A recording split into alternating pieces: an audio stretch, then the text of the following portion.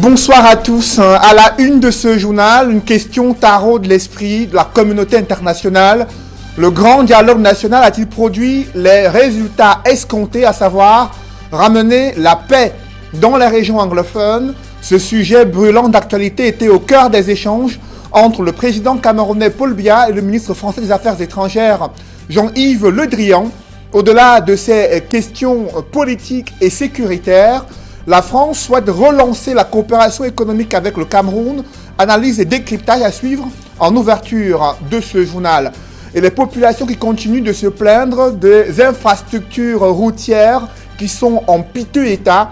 Nous ferons le point à Douala 5e, mais également à Saint-Mélima, là où un projet devant aller jusqu'à Brazzaville au Congo devait permettre de relier les deux villes, Saint-Mélima et Ouesso au Congo. Où en est-on avec ce projet intégrateur dans la sous-région Afrique centrale? Élément des réponses au cœur de ce journal.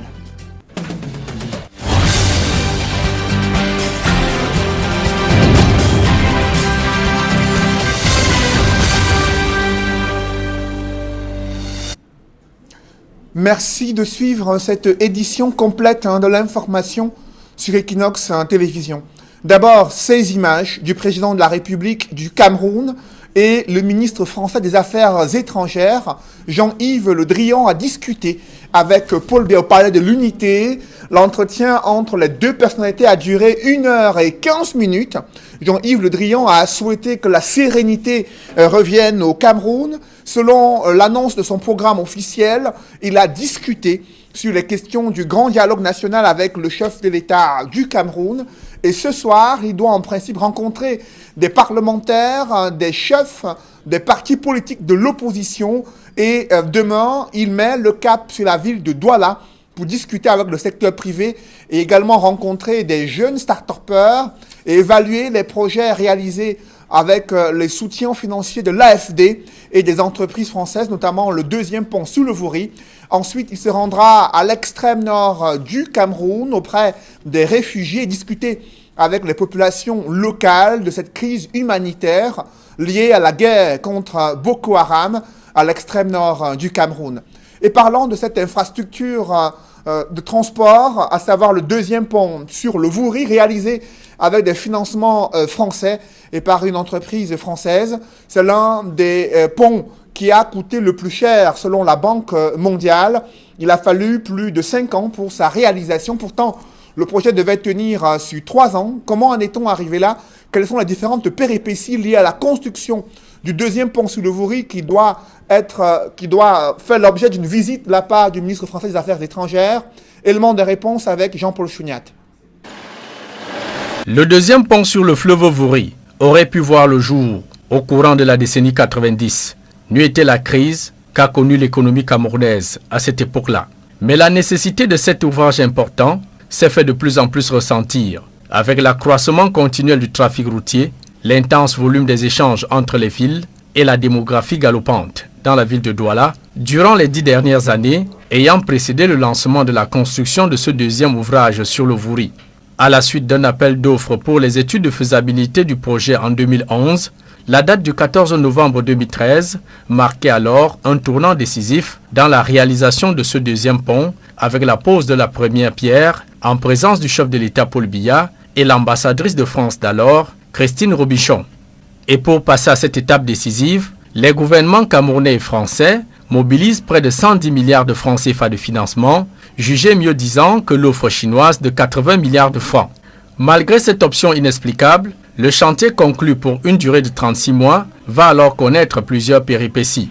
La collision d'une barge fluviale sur l'ouvrage en construction en 2015, les mouvements d'humeur des employés sur le chantier et la recherche des fonds supplémentaires sont autant d'imprévus qui vont entraîner un retard de plus de 2 ans dans l'avancement du chantier. Prévu un taux de réalisation de 70% dès 2016, l'exécution des travaux n'en était qu'à 45%. Conséquence, les travaux sur le gros œuvre seront bouclés en 2017 et prolongés sur 12 mois supplémentaires, le temps de parachever les travaux de génie civil de raccordement du pont à la voie urbaine de Douala, sur près de 2 km de route jusqu'au rond-point d'Edo.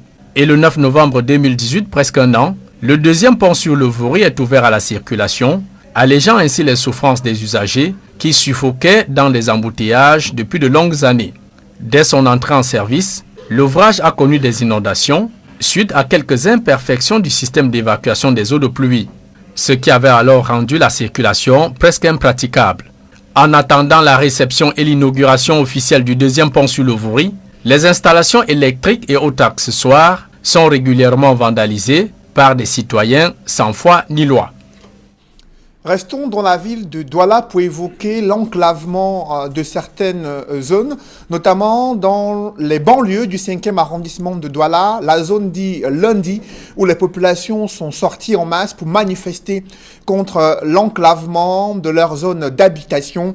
Là-bas, la route est pratiquement coupée en deux et les infrastructures routières sont impraticables, ce qui rend pénible la mobilité des populations. Elles ont exprimé leur désarroi face à l'indifférence des pouvoirs publics. Reportage Innocent Abega et Gladys Sidier. Pour se rendre au quartier Landi, partant de Fengoudron-Bangué, dans le 5e arrondissement de Douala, il faut emprunter cette route. C'est d'ailleurs l'unique voie d'accès qui est désormais impraticable. Cette route est en construction. Seulement, les habitants déplorent le fait que les travaux aient été suspendus il y a plusieurs mois sans aucune explication. Moi, je suis un résident de Landi depuis pratiquement 6 ans. Je n'ai jamais vécu ça, c'est la toute première fois. Et cela est arrivé lorsque la société a engagé les travaux, il y a de cela 1 an et demi, et que subitement, après l'annonce du retrait de la canne, au lendemain, ils ont disparu. Et dès lors que les pluies ont commencé en mai, en juin, on a commencé à souffrir. Nous, les résidents, avec des petites voitures, on ne peut plus sortir. Nous sommes désemparés. Les enfants sont arrêtés à l'école tous les matins parce qu'ils ne peuvent pas rallier l'école à temps. Nos épouses ne peuvent pas faire le marché. Nous-mêmes, nous sommes comme ça à 10 heures bloqués au quartier parce que nous ne pouvons pas rallier nos lieux de service. Les souffrances des populations se sont accentuées avec l'arrivée des pluies. La route s'est davantage dégradée et la circulation des camions comme celui-ci, qui est pris au piège des bourbiers, complique davantage la situation. Même les engins à 2 roues ont du mal. Les populations interpellent les autorités. Avant, nous on portait 200 pour entrer à Landi, mais maintenant, pour au minimum, c'est 500 par personne le bâtiment.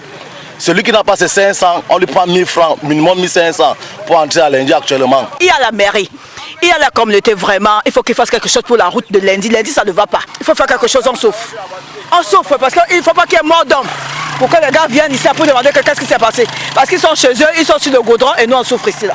On est mal à l'aise quand on entre chez nous. Quand tu sors, tu ne sais pas quand est-ce que tu vas entrer, quand est-ce que tu vas sortir. On est mal à l'aise, vraiment mal à l'aise. Il faut vraiment qu'on fasse quelque chose pour nous parce que c'est grave. Nous appelons de tout cœur ceux qui peuvent nous donner un coup de main pour que cette route soit vraiment accessible pour toutes les populations de Landi, de nous venir en aide. Car les populations, vous voyez tout ce qui a été fait là, les populations ont mis tous les moyens, ont épuisé tous les peu de moyens qu'ils pouvaient acheter la pouzzorane à Ramblay. Et aujourd'hui, les camions sont venus, comme vous voyez, creuser des tranchées partout. Nous sommes coupés du reste de la ville. Landi peut être classé dans le registre des nouveaux quartiers dans l'arrondissement de Douala 5e, ville en devenir. Les travaux de cette route, qui est d'ailleurs l'unique voie d'accès à ce quartier, piétine. Entamés en 2017, les travaux se sont arrêtés net en novembre 2018. À en croire les riverains, les populations, comme vous le voyez derrière moi, sont parfois obligées de se mobiliser et d'effectuer elles-mêmes des travaux en vue de trouver un moyen d'accès à leurs différents domiciles. Pour ceux des habitants qui sont véhiculés, ils disent être obligés de garer leur véhicule et de traverser à pied ou alors de solliciter une moto et donc partir de Fengoudron-Bangué pour le quartier Landi. Il faut désormais s'armer de beaucoup de patience. C'est le quotidien des populations ici. Pour Equinox Télévision, nous sommes Libéraux Njomo, Innocent Abega et Gladys Sidier. Dans ce chapitre consacré aux infrastructures routières, où en est-on avec le projet intégrateur devant permettre la construction d'un corridor Yaoundé-Sans-Mélima-Ouesso, dont l'objectif est de relier la capitale du Cameroun à celle de Brazzaville au Congo. Jusqu'ici, certains axes ont été aménagés, mais la plupart restent impraticables au grand désarroi des populations installées à Sans-Mélima. C'est le constat que font Rodin Gassi et Marcelin Gansop dans ce reportage. il y a un an, alors que nos investigations nous conduisaient sur le projet de construction de la route Saint-Mélima-Mintom, frontière Congo, en passant par Djoum.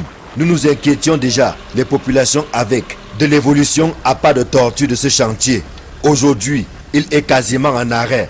Illustration avec le premier tronçon, long de 65 km, qui va de Saint-Mélima à Bikoula, encore appelé la nationale numéro 9. Ça fait depuis très longtemps que nous attendions la fin des travaux de réalisation de cette route. Une route qui avait été prévue, selon ce qu'on nous disait, pour 3 ans. Mais nous sommes maintenant peut-être à la 7e année. Les travaux en ce moment sont presque arrêtés, du moins à notre niveau. Au village Djantom, traversé par cette route, bitumée par endroits, aucun vrombissement de moteur n'a pu être entendu depuis belle lurette. Là où je suis, il y a au moins 3 niveaux où il n'y a pas de goudron, il n'y a rien. On ne sait pas ce qui se passe. Il y a des parties où on a travaillé, des parties qui ne sont pas travaillées. Tout ceci à cause du fait que l'emprise n'a pas été réglementée. On n'a pas payé les emprises. Nous sommes là en attente et nous nous posons beaucoup de questions. À quand la fin de ces travaux? Bien malin qui peut s'hasarder à répondre à cette question. En Djantom, Ndege, comme dans les autres localités traversées par ce projet routier, l'évaluation des biens impartés a laissé un goût plutôt amer qui n'a épargné personne, même pas les dépositaires du pouvoir traditionnel. J'ai eu 2 maisons que j'ai construites. Une qui était une cuisine en 2 pièces et l'autre ma propre maison de la chaufferie qui était en 8 pièces. Ma cuisine a coûté 1 150 000 qui avait 2 pièces et ma propre maison construite 10 ans plus tard a coûté le même montant. Ça veut dire si bien qu'on m'a donné 2 300 000.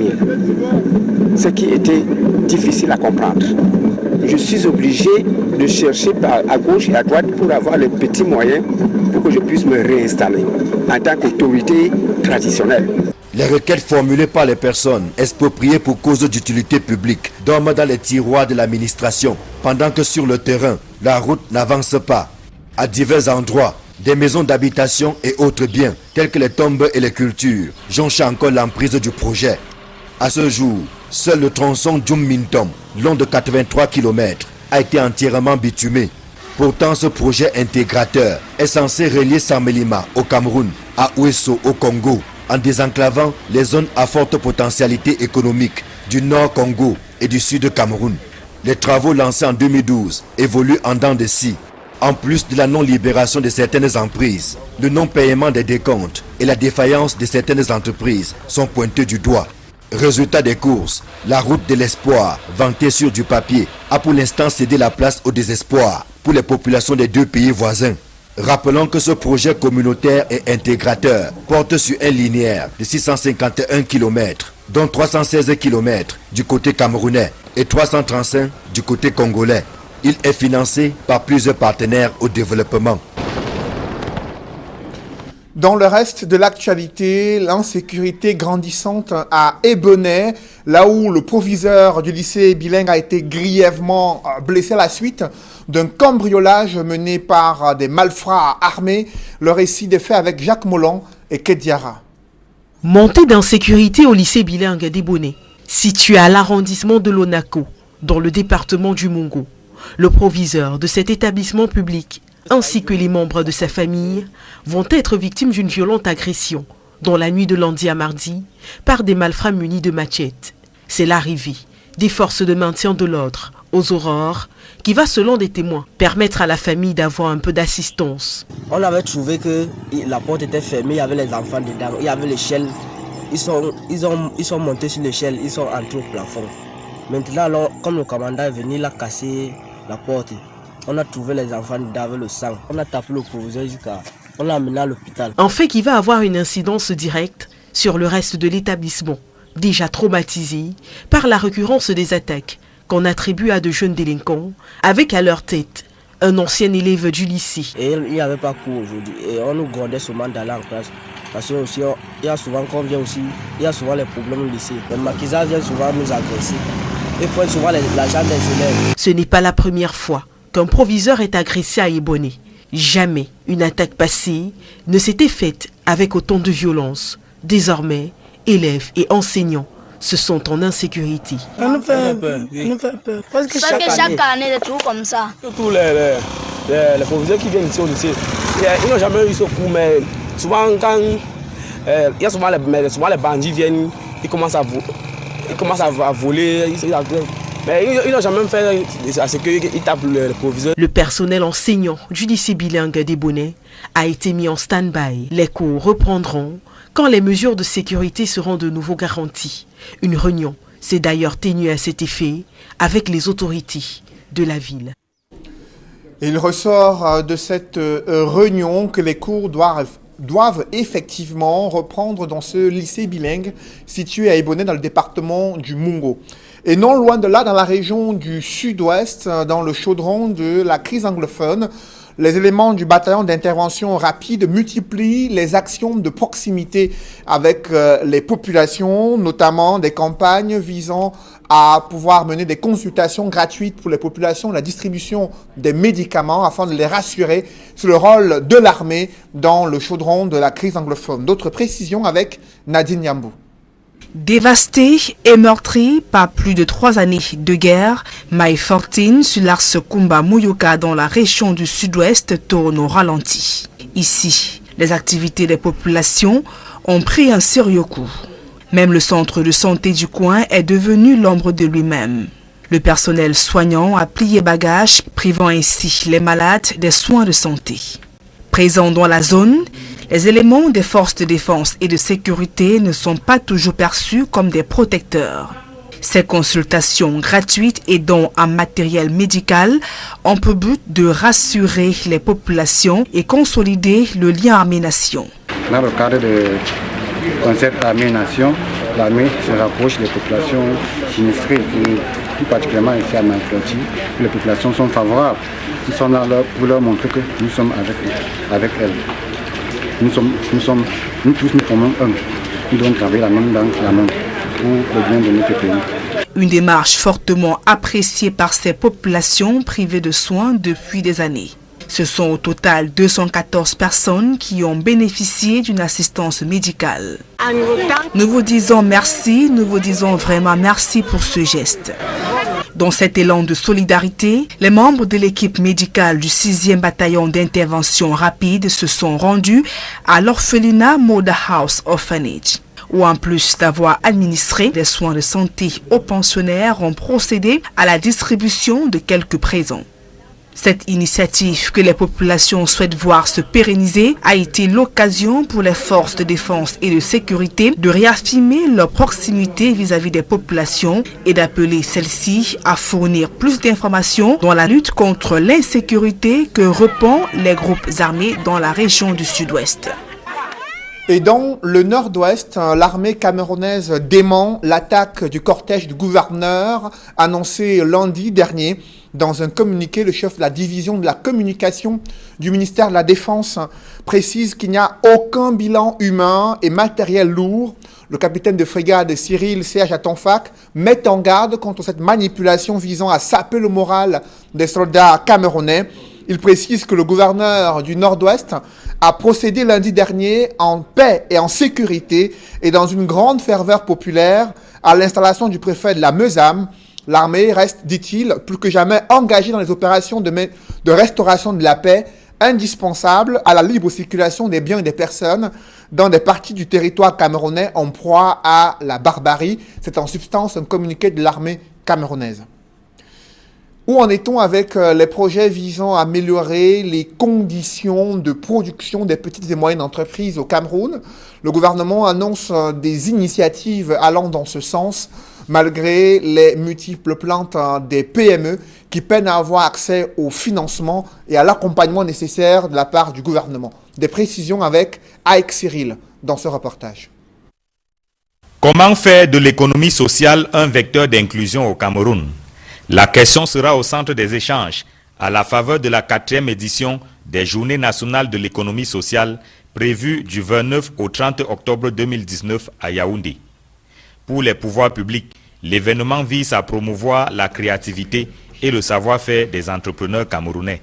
Nous allons, dans le cadre de ces travaux au Palais des Congrès, réfléchir ensemble avec tous ceux-là qui sont invités sur les modalités à travers lesquelles nous allons davantage concrétiser l'économie sociale, pour que les modalités de réalisation de l'inclusivité de l'économie sociale soient mieux définies.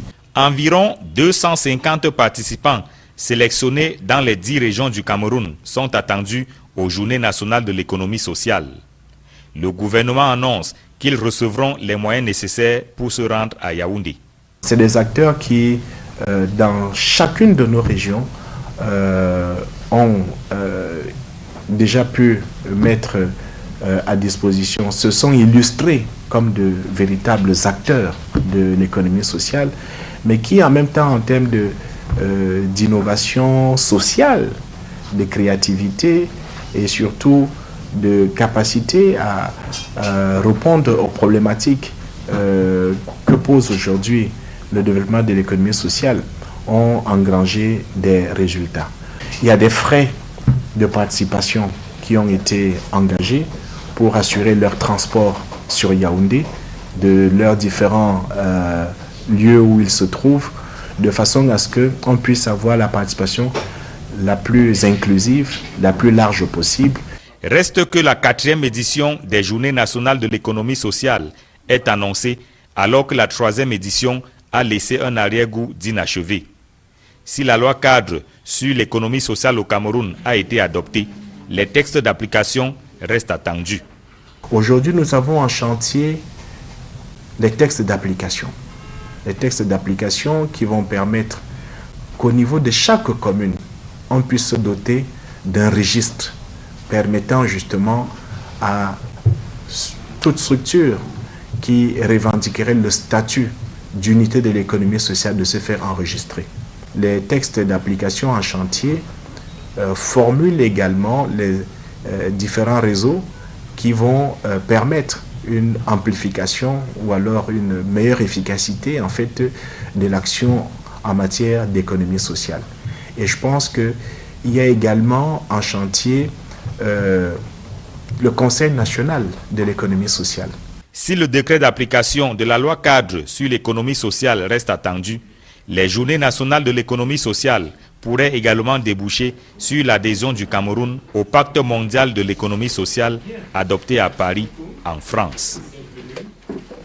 Après 9 mois passés en prison, Célestin Diamène a tenu à organiser une messe d'action de grâce à la cathédrale Saint-Pierre et Paul, ici à Douala. Occasion pour lui de montrer son rapprochement et sa reconnaissance au Seigneur après cet enfer judiciaire qu'il a vécu du côté de Yaoundé.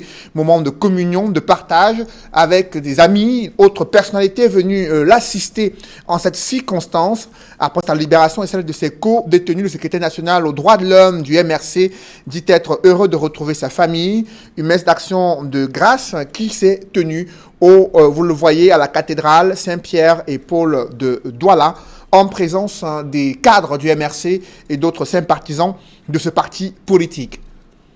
Et toujours dans l'actualité politique, Albert Zangan annonce la fusion-absorption de son parti politique au sein du mouvement pour la renaissance du Cameroun. Lui qui était un allié politique lors de la dernière élection présidentielle, annonce qu'il rejoint officiellement les rangs du MRC dans la perspective de prochaines élections locales. Des reportages dans ce journal, les femmes rurales qui bénéficient du soutien des forces vives dans le département du Honkam. Objectif, leur donner des outils pour améliorer les conditions de production agricole et afin de subvenir aux besoins de leur famille. Reportage. Les femmes rurales du département du Honkam, région de l'Ouest, honorées par Hortense Kamanké, députée suppléant du Rassemblement démocratique du peuple camerounais, élite de cette localité. À l'occasion de la célébration de la 24e édition de la Journée mondiale de la femme rurale, 500 sacs d'engrais et bien d'autres produits agricoles ont été distribués aux 7 réseaux des femmes des 7 arrondissements du Honkam, Bafang, Banka, Kekem, Banja, Bana, Banwa et Bakou. Pour cette année, j'ai choisi de leur donner des engrais parce que je sais qu'avec des engrais, on multiplie nos récoltes. Avec des engrais, on nourrit la famille. Avec des engrais, on nourrit même le pays et au-delà même du pays. Ceci pour le bien-être de tout un chacun. C'est à la place des fêtes de Bafang que ces seigneurs de la terre ont présenté le fruit de leur travail. Du manioc, banane plantain, avocat, poisson fumé, tomates et autres produits dérivés. Affirmant que ces femmes sont la mamelle nourricière du département du Honkam, l'élu du peuple est revenu sur l'importance du vivre ensemble, mieux encore, du manger ensemble. Vous savez que ventre affamé n'a point d'oreille. Quand il n'y a pas la paix, parfois c'est parce que beaucoup de gens ont faim. Aujourd'hui, nous entendons même parler non seulement du vivre ensemble, mais du manger ensemble et que quelque part, le problème au Cameroun n'est pas le vivre ensemble, mais c'est plutôt le manger ensemble. Les déplacés de la crise anglophone, qui séjournent depuis plusieurs mois dans la ville de Bafang, ont également reçu des dons constitués des denrées alimentaires et des produits de première nécessité en guise de soutien. Pour ce qui est des réfugiés, nous avons eu ces déplacés, très nombreux dans le Honkam. Alors, quelle mère ne serait pas sensible à leur présence? Parce que nous devons les encadrer, nous devons les chérir, nous devons vivre amour avec eux. Et ce symbole que j'ai fait aujourd'hui, c'était leur matérialiser l'amour d'une mère, que après la pluie, quoi qu'on fasse, viendra le beau temps. Hope Foundation, par ma voix, dit merci, un grand merci au soutien que Mme Kamake a eu envers nos frères et sœurs qui se sont déplacés du nord-ouest et du sud-ouest pour Bafang. Et nous ne manquerons pas de donner beaucoup de courage, oui, beaucoup de courage pour l'action qu'elle a posée aujourd'hui pour eux.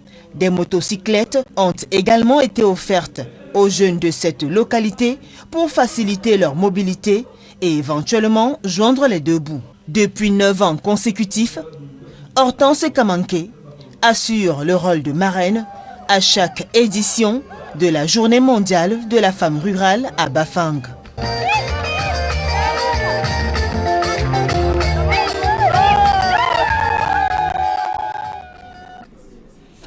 MTN Cameroun a lancé sa caravane promotionnelle pour permettre à ses abonnés de téléphonie mobile de gagner une voiture ou alors un crédit de 5 000 francs CFA toutes les 5 minutes. Reportage. Depuis des années, MTN Cameroun entretient une relation forte avec ses abonnés. L'entreprise leader dans le secteur de la téléphonie mobile au Cameroun a décidé de célébrer ce fort partenariat basé sur la qualité du service et la confiance, en offrant des cadeaux à ses abonnés en cette fin d'année 2019. C'est la fin d'année, c'est la célébration. MTN veut dire merci à tous ses abonnés. Alors, nous avons déjà commencé à donner 5 000 francs toutes les 5 minutes à nos abonnés. Et vous voyez cette voiture-là. Nous allons en donner une chaque semaine à un abonné. Donc, chaque semaine, une voiture pour un abonné. Et toutes les 5 minutes, vous pourrez avoir la chance de gagner 5 000 francs CFA directement dans votre compte Mobile Money. Pour gagner, c'est très simple. Il suffit d'acheter vos forfaits data, voix ou SMS de plus de 250 francs CFA ou de faire une transaction Mobile Money de plus de 5 000 francs. Il fait vraiment bon être abonné MTN à cette époque de l'année et nous vous disons encore merci, on est bien ensemble. Pour leur annoncer la bonne nouvelle, l'entreprise citoyenne est allée à leur rencontre à travers une caravane. Cette caravane ne se fait pas uniquement à Douala, nous sommes partout sur l'ensemble du territoire ici au Cameroun. Donc depuis Yaoundé, Bafoussam, etc. nous avons des caravanes partout.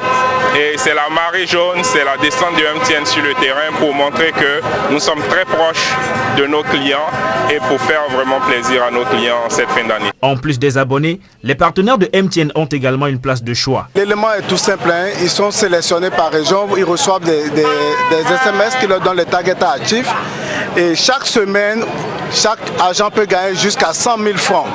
Il y aura 3 sélectionnés par différentes régions. Nous en avons 12 sur l'ensemble du territoire qui également vont participer et recevoir chaque semaine des lots jusqu'à 100 000 francs. Tout ceci dans l'élément de les pousser davantage à avoir plus de disponibilité, à rendre la flotte disponible pour les abonnés, pour que les abonnés aussi en retour, comme Patrick l'a expliqué, puissent quand même gagner au niveau de cette promotion-là. L'initiative de MTN est fortement salué par les abonnés. Nous sommes très contents parce que nous avons enfin une opportunité de remporter une voiture et à travers la promotion, à chaque fois nous pouvons gagner 5 000 francs. Donc c'est juste wow, nous sommes très fiers. Gagner une voiture d'une telle somme là, une telle valeur, bon, c'est vraiment ouf. Ça peut être mon frère, ça peut être mon cousin, bon, ça peut être moi-même, on ne sait jamais. Bon, donc il faut aussi essayer.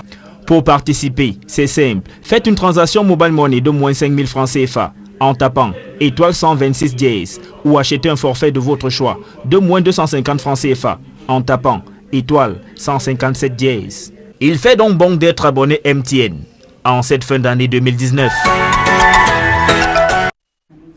Avant de conclure ce journal, je vous invite à suivre les premiers mots du ministre français des Affaires étrangères après l'audience que lui a accordée le chef de l'État du Cameroun, Paul Biya, et Yves Le Drian se sont entretenus durant 1h15 au palais de l'Unité de Yaoundé, et l'émissaire d'Emmanuel Macron doit rencontrer ce soir des leaders politiques de l'opposition et des parlementaires.